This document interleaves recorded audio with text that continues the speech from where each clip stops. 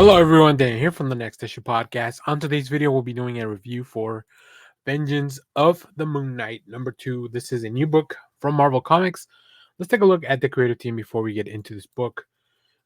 This book is written by Jed MacKay with art by Alessandro Cappuccio, colors by Rachel Rosenberg, and letters by Corey Petit. So here we continue the story of what happens now that Mark Spector is gone, and who is this new individual who's wearing a very similar, Moon Knight garb. In this issue, we have Khonshu versus Khonshu. Fist of Khonshu fights Fist of Khonshu as the new Moon Knight brings a fight to the Midnight Mission and Hunter's Moon. But what could drive the brothers to battle? And with the mission a battleground, what of those who seek aid? Interestingly enough, in the description, they don't really talk about Tigra, and this is a very Tigra centric issue, which I think is very cool. I like that. I like how involved Tigra has been with this whole story, and the the framing of this story is Tigra talking to the same therapist that Mark had been talking to prior in the other series, in the past series, and from there, that's kind of where we experience the fight. So this new Moon Knight, this that has shown up, confronts Tigra, confronts everybody that shows up at the mission, and ends up in a really cool battle with Hunter's Moon. So this book really continues to. They don't reveal the mystery, but they keep building on it for sure. But also, they can show you that the Midnight Mission is not left unprotected now that Mark is gone. And also, like I said, this narrative of Tigra being the one kind of in the forefront really lends to a really cool way to unfold the story. And of course, a lot of really cool action. Capucho is a fantastic artist when it comes to drawing. Just when it comes to drawing, like those really cool fights, very interesting points of view, and of course very stylized in that the combination of the coloring between Rosenberg's colors and Capuccio's art really works. I really like it. We'll see some of the art in a second, but I'm really enjoying this mystery, and I want to know what is to happen to the Moon Knight and who is here now. So let's take a look at some of the preview art. As I mentioned, really cool angles. I love this Tigra just leaping at this new Moon Knight, and then we get the juxtaposition of her kind of sitting very relaxed on the couch talking to Dr. Sturman. And here we see, like, it's really interesting to have an artist that can give you facial expressions for somebody that's whose face is completely covered, like Hunter's Moon. You can definitely tell he is surprised by the appearance of this other Moon Knight entity. And then, like I said, it cuts back and forth between this fight, between this confrontation, and the conversation with Tiger and Dr. Sturman. So that's really cool. I love this pose of like Hunter's Moon getting ready to lay down the law. Um, and of course, this other Moon Knight just kind of saying, "You're not ready to see who's under the mask." It's very cool stuff. I'm I'm really trying to put together a list of like, okay, who could be under there or what kind of shenanigans we're gonna get into, but I really have no idea. So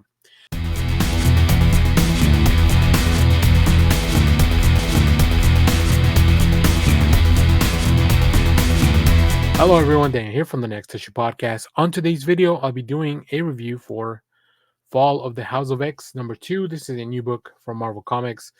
And before we start, I'm trying to figure out what's going on with this amazing cover.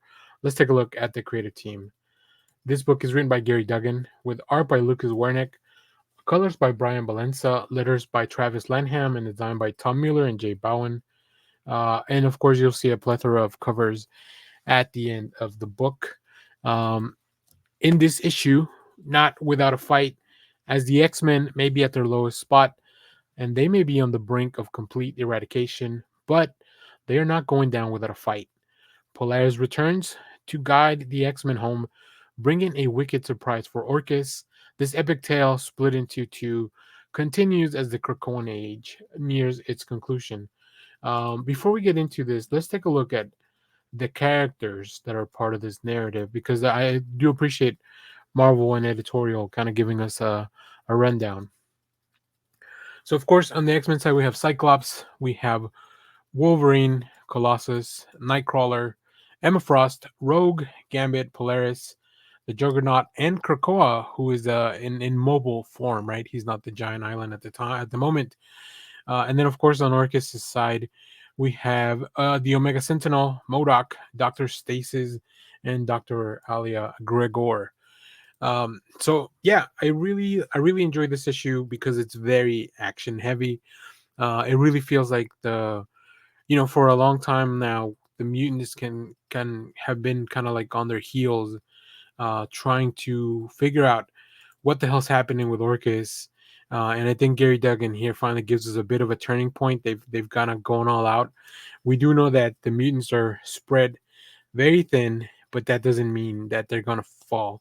And there's some really powerful allies. You can really tell that Gary Duggan has tried to plan out this story to where it feels like you can really believe that a squad of only a few mutants that we saw in the beginning of the issue would be able to like bring the fight like this. All this just presented with Lucas Wernick's just amazing art, like really brings things to the next level. So I'm quite enjoying this one. I think out of the two stories, I'm enjoying this one a little bit more than Rise of the Powers of 10, because that one feels like it's not connected to the larger story yet. So let's take a look at some of the preview art here. As you can see here, we catch up with Orcus and everything they're doing. I love Lucas Wernick's design for Modok. I just think like he really gives him this like grimy, like I don't know, just Modok is not supposed to be somebody you want to be hanging out with. Um, so really interesting to see that, and of course the grandeur of Polaris showing up with the head of a Celestial just ready to throw it at the Orcus station. Really cool stuff. And it is unveiled that they are straying a little bit from the plan. Polaris has shown up with the Brood, and just the fact that she declares herself now the the new master of magnetism. This is just the tip of the iceberg for this issue. You get to see Wolverine and Colossus kind of be in conflict.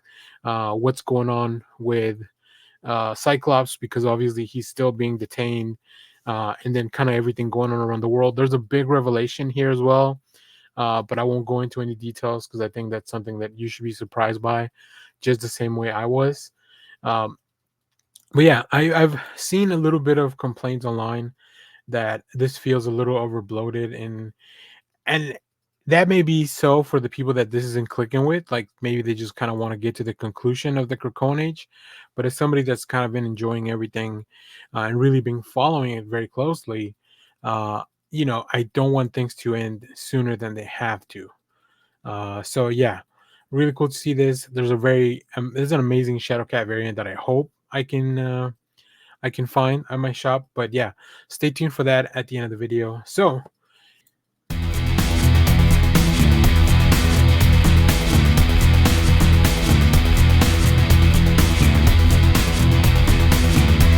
hello everyone, Dan here from the Next Issue Podcast. On today's video, I'll be doing a preview for Alien Black, White, and Blood #1. This is a new book from Marvel Comics.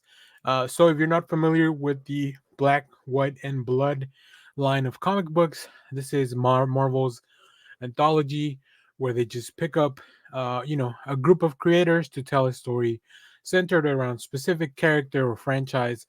In this case, we're exploring the Alien universe. So let's talk about this book. Then we'll take a look at the creatives and look at some preview art.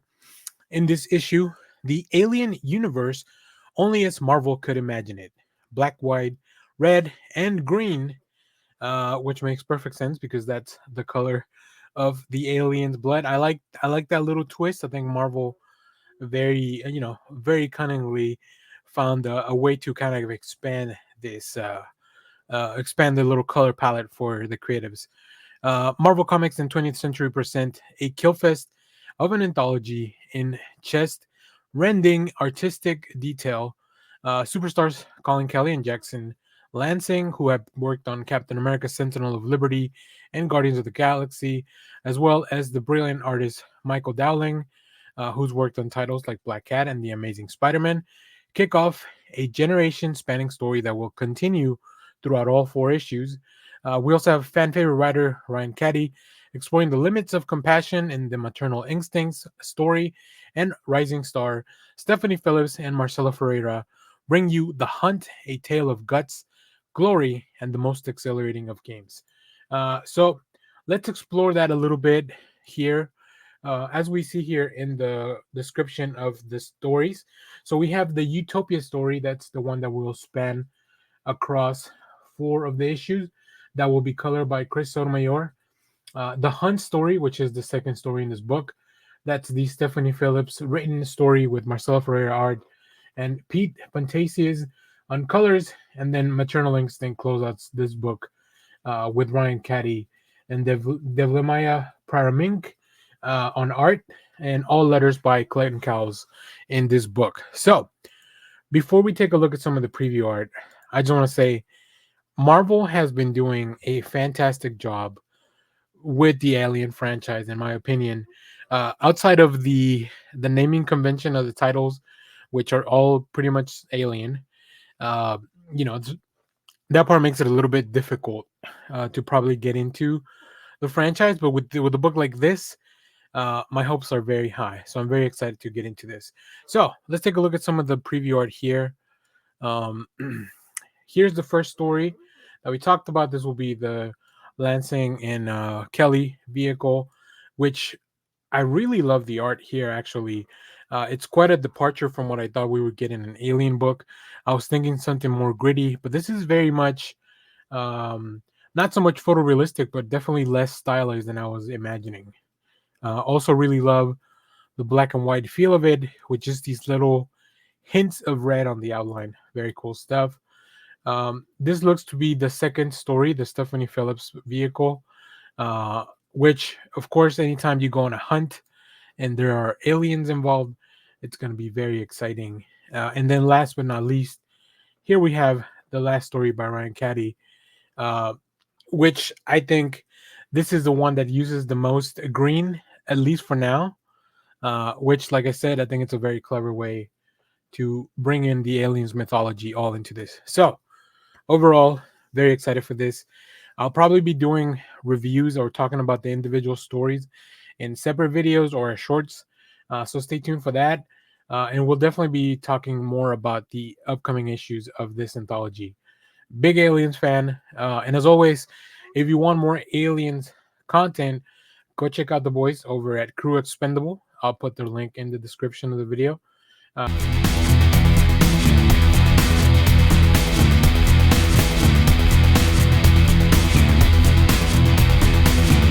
Hello everyone, Dan here from the Next Issue Podcast. On today's video, I'll be doing a preview for Predator: The Last Hunt #1.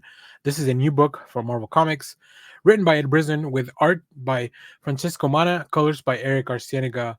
In this book, the hunt continues. Hunt, kill, repeat. For years, Theta has hunted and killed predators in her search for the one who killed her parents. Now, she's on a mission to free the human captives from the predator's game preserve. But when a super predator is on the loose, even a seasoned hunter like Theta can become prey. Ed Brisson returns, joined by superstar artist Francisco Mana, in an epic arc that will leave you on the edge of your seat. So this follows up the previous two series, which I think it's a really fun way to tell a story, right? You're telling it in different chapters, but you are following a complete through line. So I think that's a lot of fun. Let's take a look at some of the preview art because there's some sick stuff in here. I'm not familiar with Mana's art, but if everything looks like this, I'm definitely going to become a fan. Uh, I love seeing the crash landing of the ship, the wreckage, and then just this super predator showing up, like just oh man, such a cool design for the armor, the sword or whatever that ends up being in the back. Just even the mask looks like a little bit different. It looks extra cool. I don't know. There's something about it. Of course, the pose really helps, and I think this is where you really separate, like, good artists from great artists, where they are able to capture a still shot like this and still have so much impact. And then, of course, we have a little bit more going on. These Cthulhu-like creatures, almost looking like Yeah, and then we get to see, of course, the star of our show, Theta, showing back up. So I'm very excited to get caught up in the Predator franchise. Actually, I'm a bit behind on the previous series, but I wanted to do a preview for this anyway, because I want to make people aware that this is what's going on and this is what's coming. So,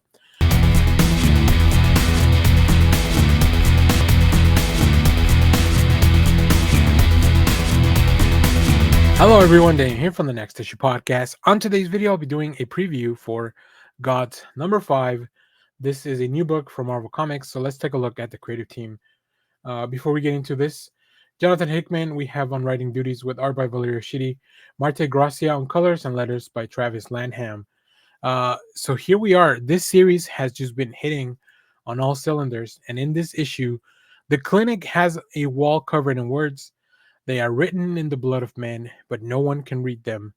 Also, Mia gets her first apartment, and the juice isn't worth the squeeze. What does all that mean? You have to kind of be caught up with the series to really get all that. But what I can tell you is that Jonathan Hickman and Valeria Shitty have been weaving a super interesting tale with all these weird, quirky characters. Uh, a lot of really heady concepts for sure. This is a book that I'll go back and definitely read once it's all collected, because I think, like a lot of Hickman's work, it is something that you kind of need to absorb all at once. I think that he loves building upon the things that building upon previous issues, parts of the story, putting out little seedlings that will pay off later. So all that cool stuff. Now let's take a look at some of the art. And Valerio Schiti is just having a moment here. I think maybe the best work of his career, if I had to say so myself. Specifically, just the change in the style, the look, the feel. We have these beautiful washes of color as well. So like, yeah, the team's just really working very well on this. Uh, and even in the smaller, quieter moments like this, where we don't really have any big action going on, it's really fun to see. But on top of that, we still have all of the mystery that Jonathan Hickman has been laying down. All these really weird, magical, scientific concepts that kind of just break the barrier between the two. Yeah, and everything just kind of keeps building as a bigger part of this world. So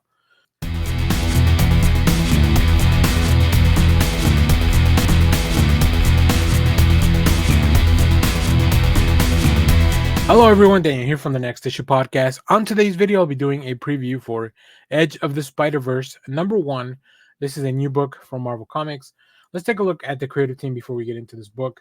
So we have 3 different stories for this one, which I think it's an interesting approach for these Edge of the Spider-Verse books. We have the first story, Weapon 8, in New Toys, which is another character that we've already met before, by Colin Kelly and Jackson Lansing, with art by Travis Foreman and Brian Reaver on colors, letters by Joe Caramagna. We also have the return of Spider Bite in The Glitch by Nyla Magruder, with art by Eric Gapstur, Frank Darmada on colors, letters by Joe Caramagna, and Spider-Man 2099 in prologue by Alex Segura, Salvador La Roca, and Guru Effects, with the coloring, letters by Joe Caramagna. Of course, a plethora of covers. You'll see some at the end of the video. This is very exciting stuff. I like all those characters. I think that the idea of the Spider-Verse is just so much fun, and it allows you to tell all kinds of weird stories. Allows you to tell all kinds of twists on these stories as well. So very excited for this. So in this issue, the now perennial Spider hit is back as we start to build the biggest Spider-Versal story we've ever done. We all know Weapon X, but who is Weapon 8? In their universe, when Weapon X escapes from the facility, they call on the greatest previous success to get him back. Also, Spider Bite returns. You may not have realized that the digital avatar Spider character who made her big screen debut in Across the Spider-Verse came from the comics first. She's back in the comics, and now you don't want to miss her. And of course, we have the Spider-Man 2099 story. So let's take a look at some of the art. So Marvel only put out preview art for the first 2 stories, which leads me to believe that there's something pretty big happening on the Spider-Man 2099 story. So hopefully we can, once the book comes out, we can talk more about this. Uh, All right. So here we have the this is the Weapon 8 story, which is, I mean, just very reminiscent. I love how the artist manages to capture the feel of, the Weapon X story, like just the wilderness in Alberta, Canada, which where I'm assuming this is where Weapon X escaped from. And also the character design for Weapon 8, I think it looks very cool. And then of course we get to see our favorite digital Spider Bite, come back into the comic books, which is always a lot of fun.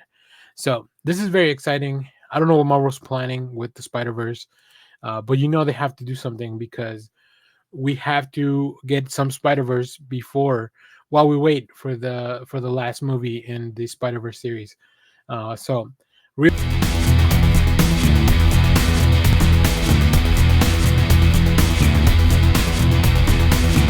hello everyone, Dan here from the Next Issue Podcast. On today's video, I'll be doing a review for Ultimate Spider-Man #2. This is a new book from Marvel Comics. So let's take a look here at the creative team before we get into this book. This book is written by Jonathan Hickman. Oh shoot. Let's just start over. It's right.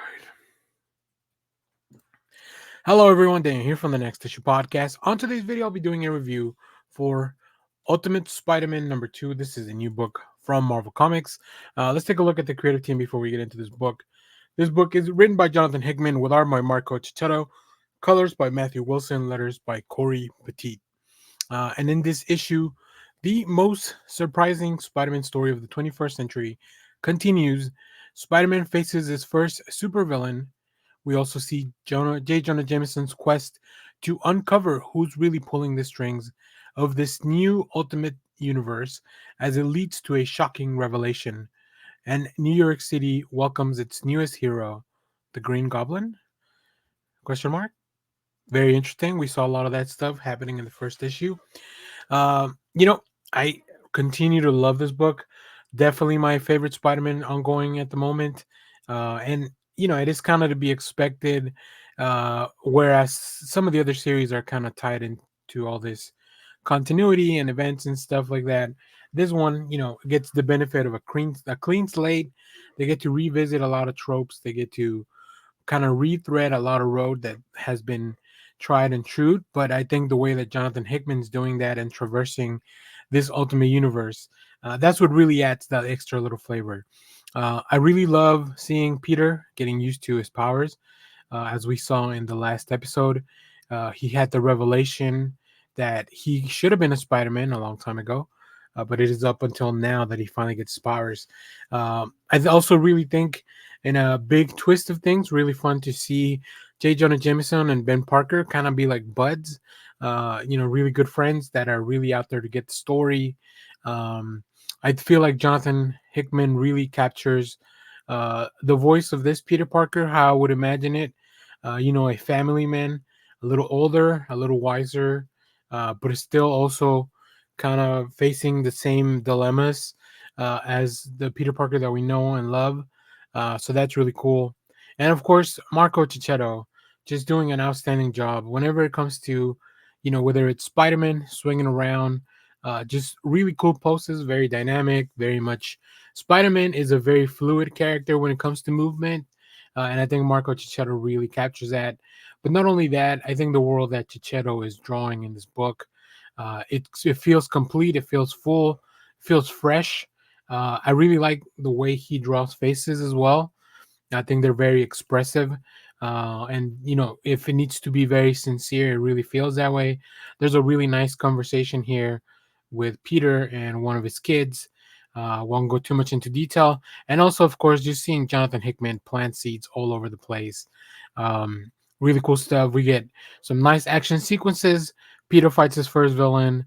And then, like I mentioned in the synopsis, we get a glimpse at the Goblin, but this isn't the Goblin we're used to. So really cool stuff. Let's take a look at some of the preview art as we are talking about this. As I mentioned here, just first of all, the suit looks very cool, right? Obviously, it's not the Spider-Man suit that we are all used to. I think there's definitely room for improvement, and I feel like this series is going to explore that in a very natural way, just based on this issue. I do want to find out a little bit more about Mary Jane and what she does exactly. Like, like let me peek into her life a little bit more here as well, because I feel like in this world it really feels like they are such a good family unit. So that'll be really fun to hopefully explore in the future. And then, as I mentioned here, we get to see in this first few pages Peter kind of testing out his powers, his abilities. He has difficulty landing he has difficulty stopping. So he's definitely still very new to all this. So, yeah, this makes this for a very, very compelling book. When it comes to the story, it's a beautiful book to look at, and it just feels very natural, very fresh. I'm really enjoying this Ultimate Universe.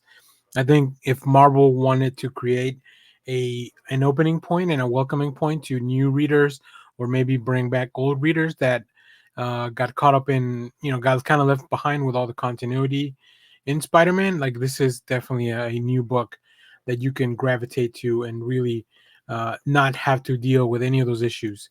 So,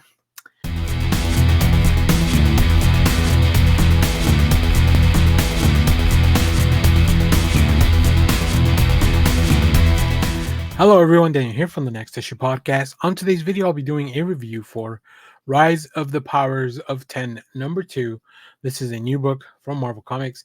Let's take a look at the creative team before we get into this book. This book is written by Kieran Gillen with art by R.B. Silva, David Curiel on colors, letters by Clem Cowles, and you'll see a plethora of covers at the end of the video. Before going into the synopsis, let's take a look at who our participants will be in this issue. I really appreciate Marvel putting in here, who are we looking at? So we have, of course, Professor X, Rasputin 4. We also have Cypher back, which I'm very excited for. Moira is also a big part of this story. Nimrod, the Omega Sentinel. And then, as we saw in the last issue, the entity known as Enigma. So, in this issue, the last hope outside of reality, outside of time and space, Mutantdom's last hope, floating between dimensions, hiding from a Dominion who wishes to crush them. Can Xavier and his crew survive? And when we find out their plan, will we even want them to? The end of the Krakoan Age comes and continues in this epic tale split into two parts. So yeah, we have Follow the House of X and Rise of the Powers of 10. The series are offsetting weekly, so that's really fun. We have a review for that as well in the channel, so make sure to go check those out. I think Kieran Gillen's always been a writer that approaches comics in a very interesting way. I think he loves to do weird things when telling stories. And because of the abilities of these characters, because of the entity that it is known only as Enigma, introducing a Dominion here, like you get to play around with time and space and how linear exploring different timelines, and that's kind of how the issue kicks off. I was trying to take notes to follow along, but like this book is just a lot more fun when you're kind of vibing with it, like going from moment to moment. um, like I said, I'm really glad that my boy Cypher is back in the mix. I like the team that has assembled outside of time and space in this kind of like anomaly to hide from pretty much all their enemies and try to come up with a plan, even if it's a long shot.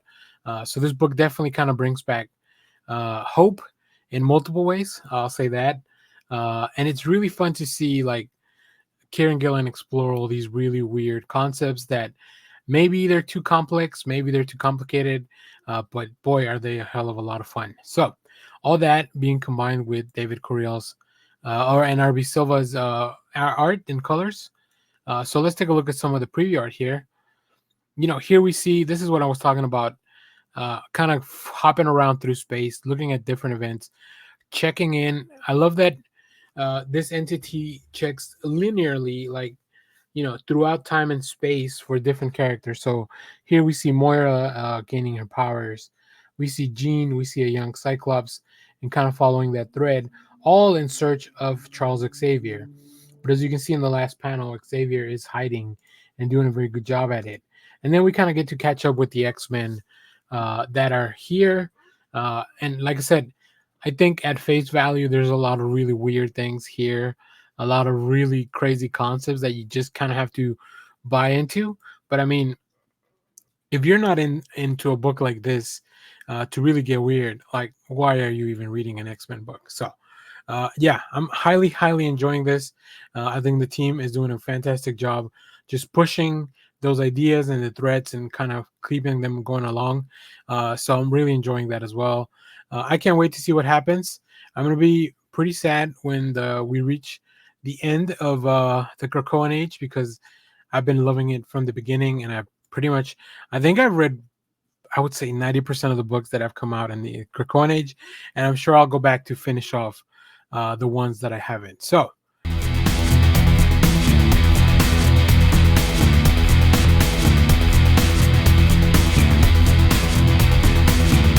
hello everyone, Daniel here from the Next Issue Podcast. On today's video, I'll be doing a review for X Force number 49. This is part 2 of the Target Beast arc as we lead up to the end of the series. Let's take a look at the creative team, and before we get into this book is written by Benjamin Percy, with art by Robert Gill, Guru FX on colors, letters by Joe Caramagna, and we'll have a a really cool cover as you can see, by Daniel Acuna, after Gil Kane and Dave Cockrum and Glennis Wynn. Uh, this is homaging one of the old X-Men covers, so giant size X-Men to be precise.